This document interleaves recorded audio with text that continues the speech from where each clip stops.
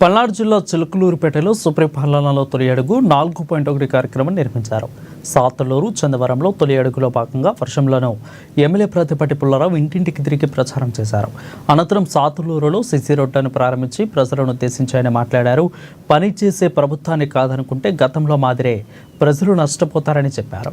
పేదలు ఆర్థికంగా బలపడాలంటే సుదీర్ఘంగా చంద్రబాబు ముఖ్యమంత్రిగా ఉండాలని అన్నారు. అమరావతి పోలవరం పూర్తి చేసి ప్రజలకు మంచి చేయాలని చంద్రబాబు తపన పడుతుంటే జగన్ దుష్ప్రచారం చేస్తున్నారని మండిపడ్డారు.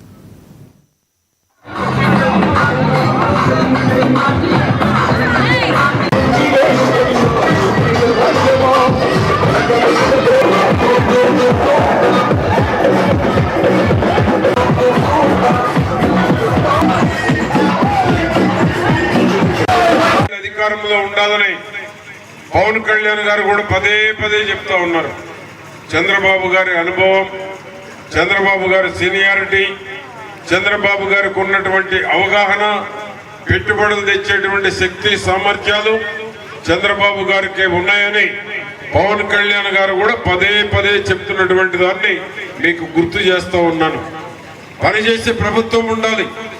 పనిచేసే ప్రభుత్వాన్ని 5 ఏళ్లకు మార్చేస్తే నష్టం ఎవరికో కాదు, ప్రజలకు నష్టం, గ్రామాల అభివృద్ధికి నష్టం, రాష్ట్ర అభివృద్ధికి దోహదం.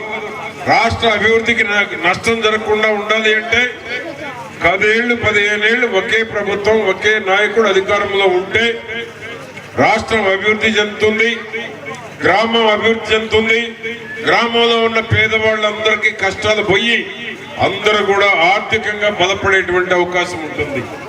ఈరోజు రోడ్లు వస్తున్నాయంటే కూటమి ప్రభుత్వం ఉండబట్టి వస్తూ ఉన్నాయి. మళ్ళా మీ వరకు ఇంకో బైపాస్ కూడా వస్తూ ఉంది.